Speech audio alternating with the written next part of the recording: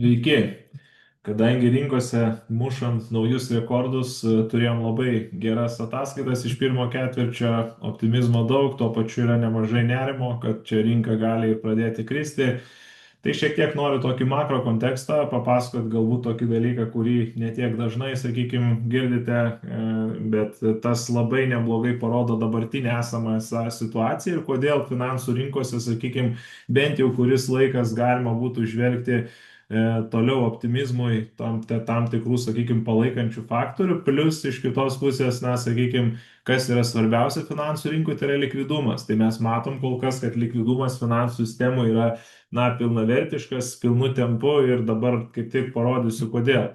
Na ir pradėkime visų pirma nuo SOFR palūkanų normos, tai yra, tarsi, JAV dolerio vienos nakties overnight vadinama palūkanų norma, kuri naudojama tokia kaip etaloninis rodiklis finansų rinkose, tai yra tiesiog tokia kaina, už kurią moka finansų institucijos, reiškia skolinami vienai kitai, keičiant JAV iždo obligacijas, ta prasme, ar ne? Ir jeigu tai pasižiūrėsim, šiandien dienai mes turim tokią situaciją, kuri yra labai sveika, rodant, sakykime, rinkos likvidumą, tai būtent skirtumas tarp tų SOFR rates, tai yra finansų rinkos instrumentas, reiškia, ir realių, reiškia, palūkanų normų Federalinio rezervų banko. Tai jeigu mes turim, reiškia, SOFR reitas, pasiskolinimas per naktį su užstatu kainuoja 3,6%, reiškia, palūkanų normą turim tokią, o reiškia, palūkanų normos už iždo obligacijas 3,63%. Na, tai reiškia, kitaip sakant, pasiskolini pinigus pigiau, už kuriuos gali įsigyti, sakykime, iždo vertybinius popierius ir tokiu būdu turėti, na, tiesiog tokius lygioj vietoj pinigus. Tai čia tas yra pasiekiama didiesiems bankams, didiesiems prime dealeriams, finansų institucijoms ir ką mes paskutiniu metu ir matom, kad reiškia, ypatingai paskutiniu metu labai stipriai kaupia finansų įstaigos, didžiosios finansų įstaigos, bet net ir nuo šių metų labai akivaizdžiai kaupia iždo obligacijas pas save, sakykime, į balansus. Tai reiškia, paklausa obligacijų yra ganėtinai didelė. Ir čia iš tikrųjų reikėtų platesnio komentaro, dėl ko tas vyksta. Tai buvo tam tikros reformos priimtos, kurios įsigaliojo pilnu tempu, sakykime, nuo šių metų sausio mėnesio. Tai vad, kol pradeda veikti, mes jau matom iš tikrųjų nuo 26 metų tokį bumą.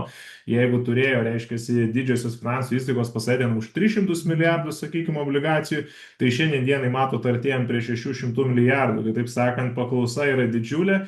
Ir tai ne tik tai, kad, pavyzdžiui, mes turėjom kiekybinį skatinimą, kada pats Federalinis rezervų bankas supirkinėja savo obligacijas. Dabar mes matom, kad komerciniai bankai, didėjai bankai, reiškia, prime dealeriai supirkinėja, reiškia, tas obligacijas, dėl to, kad tam yra suformuota aplinka, būtent repo sandorių rinkui, kad tu gali, reiškia, atpirkimo sandorį pasidaryti, pasiskolinti pinigus pigiau, permesti pinigus į tą turtą, kuris duoda didesnės palūkanų normas. Ir kitas dalykas, taip pat, aišku, dar pigiau naudoti finansinį svertą. Jeigu SOFR palūkanų norma būtų, sakykime, didesnė negu Effective Federal Funds Rate, jau situacija tada būtų, kad likvidumas rinkose griežtėja arba monetarinė politika turim griežtesnė, prieiga prie kredito sunkėja ir tai būtų neigiamas signalas. Kada čia yra neigiamas rodiklis, kada čia yra pigiau nei čia, reiškia, likvidumas finansų sistemų yra absoliutiškai maksimalus. Ir plus kitas dalykas, ką reikėtų dar pridėti, tai yra būtent Treasury General Account, tai būtent iždo irgi taip pat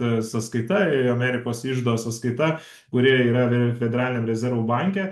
Čia yra, reiškia, rezervas, kuris irgi naudojamas tam tikrais momentais, kada reikia ypatingai, sakykime, injekcijų į realią ekonomiką, kaip sakant, daryti fiskaliniam stimulam. Ir šiandien dienai, aišku, mes turim tuos dalykus, kad Amerika turės kompensuoti kai kuriuos nelegaliai įvestus tarifus.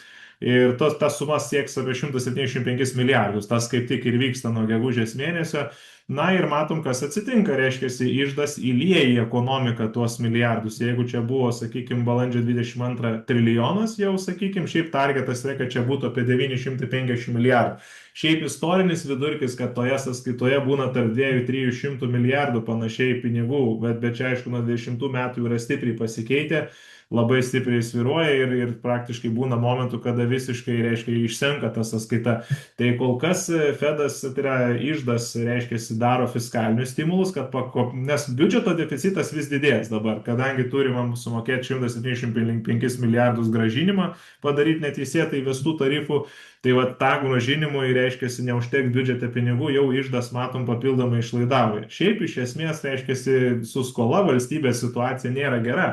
bet toks paradoksas susiformuoja, reiškia vyksta šiuo momentu fiskaliniai stimulai, iš kitos pusės prime dealeriai, kaip matot, labai stipriai parkuoja pinigus į paklausą, yra didžiulė obligacijoms amerikietiškos. Kitas dalykas, Federalinis rezervų bankas ir pats, jeigu jisai pradžioj dviems etapais, tai reiškia vienas buvo etapas nuo metų, sakykime, galo iki mokesčių sezono pradžios, ten buvo po 45 milijardus per mėnesį supirkimas Amerikos obligacijų, dabar po 25 milijardus per mėnesį ir tas reiškia tęsis dar kuris laikas ir taip greičiausiai pagal tą, kiek reiškia tęsiasi va tas pirmas toks etapas didesniem, kad apimtim buvo supirkinėjama, greičiausiai tas gali tęstis iki trečio, ketvirčio kažkur tai laikotarpį ir turbūt tas logiška, nes yra vasara, turim turėti gerą nuotaiką rinkose vasarą tam, kad, reiškia, galėtų laimėti politikai midterm elections, ar ne? Tai būtent, na, sakykime, rinkėjai dažniausiai balsuoja pagal tos vasaros nuotaiką. Tai rudenį po rinkimų jau tada gali tos įtampos rinkose iš tikrųjų daugiau kilti. O dabar kol kas aišku, tos įtampos gali bet kuriuo momentu materializuotis, nes viskas pastatyta ant tokio ganėtinai trampaus momento, papasakosiu šiek tiek vėliau apie visą šitą dalyką. Bet iš principo, tai sakau, nu, mes turim tokią neeilinę situaciją ir jeigu pasižiūrėsim, na, repo sandorius, atpirkimo tos sandorius, būtent kiek yra, ta prasme, tuose sandoriuose sukapsi pinigų tų dolerių, tai va ypatingai nuo tų 25 metų, sakykime, tai dabar 26 metai labai agresyviai prasidėjo augimu ir jau siekėsi beveik 3 trilijonus. Ir čia yra, vat, matom tą situaciją, kad, na, ta prasme, likvidumas dolerio sistemų yra visiškai maksimalus. Ir dabar šitoje vietoje, nu, repo sandoriai, kaip jie veikia, tai reiškia, kada, na, sakykime, kokie nors yra du bankai, vienas bankas gale dienos mato, kad, reiškia, bus trūkumas kapitalo rezervuose, nes tą dieną, tarkim, buvo labai daug išsiėmimų pinigų, daugiau išsiėmimų negu įnešimų, kitas bankas turi perteklių ir jie gali vienas kitam skolinti, reiškia, tas skolinimas yra užstatant turimas obligacijas. Obligacija kaip nerizikingas turtas, užstatoma, reiškia, ir tarkim, na, sakykime, užstatai tas obligacijas, kitą dieną atperki, reiškia, vėl atgal. Bet iš principo, kaip ir sakiau, tas momentas bankų reguliavime buvo tokia situacija, kad, na, sakykime, buvo toksai sverto kontrolės mechanizmas naudojamas. O dabar įvesta SLR tokia reforma, pagal kurią, reiškia, šiaip bankas, jeigu turi kažkokį turtą, jisai turi kažkokius tai turėti kapitalo atidėjimus tam turtui ir ne, kad jeigu būtų rizikos, kad jisai būtų pakankamai kapitalizuotas. Tai vat, nuo šių metų sausio mėnesio pilnai įsigalioja SLR reforma vadinama, kuri iš karto atpirkimo sandorių rinkui, ką matom, padarė, kad jau artėjom prie 3 trilijonų sandorių repo rinkui.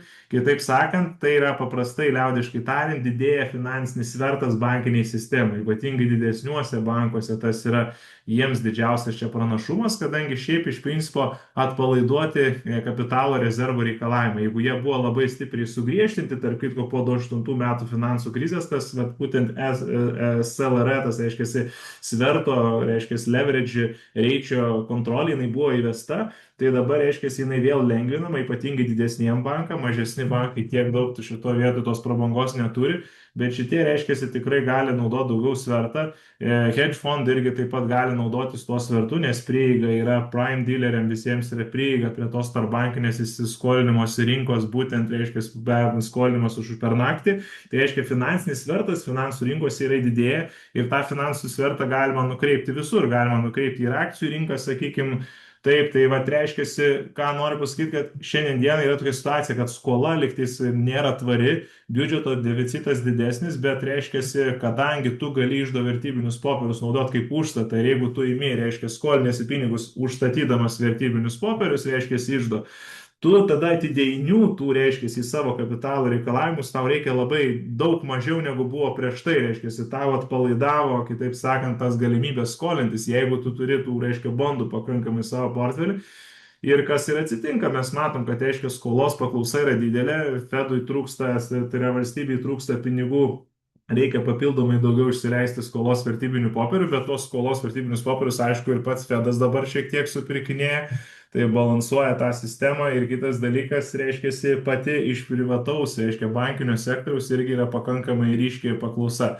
Tai va šitas dalykas iš tikrųjų, kame yra ta rizika turbūt tame, jeigu iš tikrųjų, nes prie tos dabartinės situacijos iš tikrųjų turėtų palūkanų normos nekilti. Jeigu kiltų palūkanų normos, atsirastų sisteminės didesnės rizikos, kadangi iš esmės, na, sakykime, galimai prasidėtų margin callai, nes jeigu, sakykime, yra skolinama užstatant turtą, kuris krenta, nes obligacijų vyktų tada dar didesni išpardavimai dėl kažkokios super perteklinės infliacijos, tada reiškia, galėtų prasidėti problemos, prasidėtų margin call ir tas galėtų sukelti netgi šiek tiek, galima sakyti, ir sisteminę riziką, sakykime, ir bankiniam sektoriui, ir aišku, didelius krešus akcijų rinkose. Nes dabar dar, sakykime, kadangi ta reforma prasidėjo, dar tik tais mes matom, koks aktyvumas susiformavo repo sandoriuose. Tai reiškia, dolerio sistemoje yra maksimaliai likvidu, plus, reiškia, išdas irgi lieja papildomai pinigus į ekonomiką. Tai realiai raliui akcijų rinkui tam yra labai stipriai palanki terpė. Tai dabar iš tikrųjų geriau turbūt ir nėra galvoti, kad reiškia, čia tas ralis kažkaip tai pasibaigs, kol tas reiškia viskas vyksta, tai geriau tiesiog ir galvoti, kad eiti kartu su rinka, ta prasme, pakankamai greičiausiai yra pakankamai neblogos sąlygos raliuoti toliau rinkai, bet reikia labai aišku stebėti infliacijos kontekstą. Jeigu atsitiktų taip, kad naftos kaina Brento, tarkim, sakykime, yra tas 110 vis laikosi kažkiek, realioje ekonomikoje ir realiam gyvenime tokių kainų kaip 110 už barelį kainų jau kai kuriuose šalyse nėra, reiškia mokama ir $150 už barelį. Tai finansų rinka arba Bloombergo terminalai neatspindi, reiškia, iš esmės kainos, kokia yra fiziniai rinkui. Šiuo metu yra ten didelė ta tokia divergencija. Ir jeigu, nes aišku, finansų rinkas prilaiko short pozicijos, kur dauguma nori pašortinti naftą, galvodami, kad tai yra gyvenimo treidas, nes jeigu ten, sakykime, bus susitarimai ir nafta iš tikrųjų jos yra perteklius, tai gali labai stipriai kristi.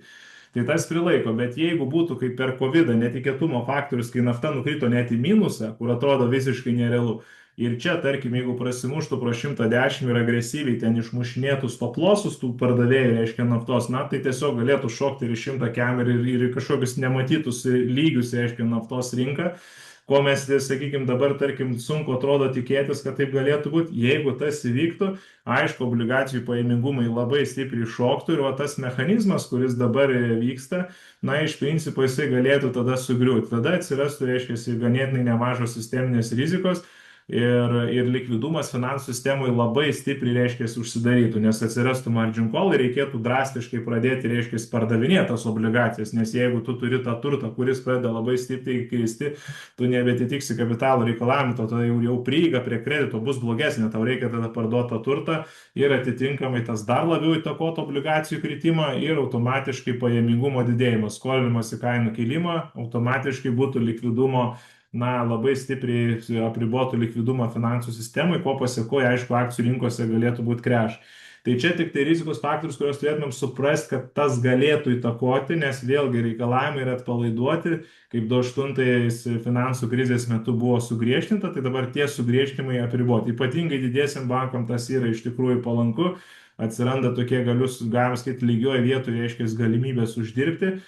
Bet finansų rinkose faktas, kad kol tas vyksta, mes turim likvidumo, kaip sakant, šventę maksimalaus, dolerio sistemai pinigų kiekis cirkuliuoja labai didelis, automatiškai tas duoda palaikymą akcijų rinkom, tas aišku gali duoti palaikymą, aišku, ir aukso kainai, kadangi vėlgi čia turim, sakykime, situaciją, kada galim galvoti ir apie infliacinę aplinką daug, sakykime, didesnės infliacijos aplinką, nes vėlgi, sakau, iš vienos pusės, kaip ir kalba centriniai bankai, kad gal reiktų griežtinti monetarinę politiką, iš kitos pusės, ypatingai Amerikoje, ką mes matom, išdas reiškia, stimuliuoja ekonomiką, fiskaliniai stimulai, Federalinis rezervų bankas šiek tiek mažinančiais tempais supirkinėja obligacijas, bet čia yra daroma daugiau dėl repo rinkos palaikymo, to atpirkimo sandorių, sakykime, rinkos palaikymo, nes iš tikrųjų ir išleidžia taip pat ir naujas obligacijas, bet jų paklausa yra tiek didesnė, kad, reiškia, visi kapojasi dėl tų bondų, kur matot, jeigu buvo 300 milijardų, dabar 600 milijardų, portfeliuose vis didėja, reiškia, obligacijų pirkimas. Tai savotiškas vyksta obligacijų supirkimas,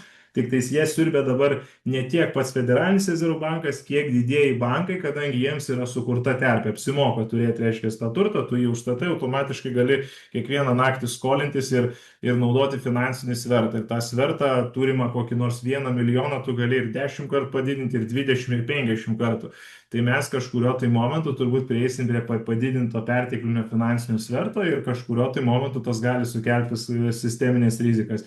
Bet turbūt tas, jeigu naftos kaina čia išsilaikys, nebus tų drastiškų tokių infliacijos šokų visiškai, kur jau visai netikėti, Tai greičiausiai, kad kol kas dar iki trečio, kokio ketvirčio, kol Fedas dar vykdo tą monetarinius, reiškia, supirkimus obligacijų, tą programą, daugmaž iki ten galim daryti prielaidą, kad iki ten darys, nebūtinai iki tiek darys, nes sakau, kad pirmas etapas toks buvo panašiai tokio ilgio, tai dabar galvoju, kad ir tas antras kažkur link trečio ketvirčio, plus logiškai dėl rinkimų galvoju, kad tas gali tęstis. Tai va, čia toks šiek tiek penas pamastymą apie tai, kas vyksta. Už tai mes turime ir tą vakarėlį, jisai tęsiasi ir Nasdaq 100 akcijų indeksas, ir S&P, ir SL 2000 važiuoja. Auksui tas irgi gali duoti palaikančią aplinką. Doleriui ilgesniam laikotarpiu palaikymą, tada tokiais kontekstai gali būti sunku sulaukti. Tai va, tai tiek gero investavimo visiems.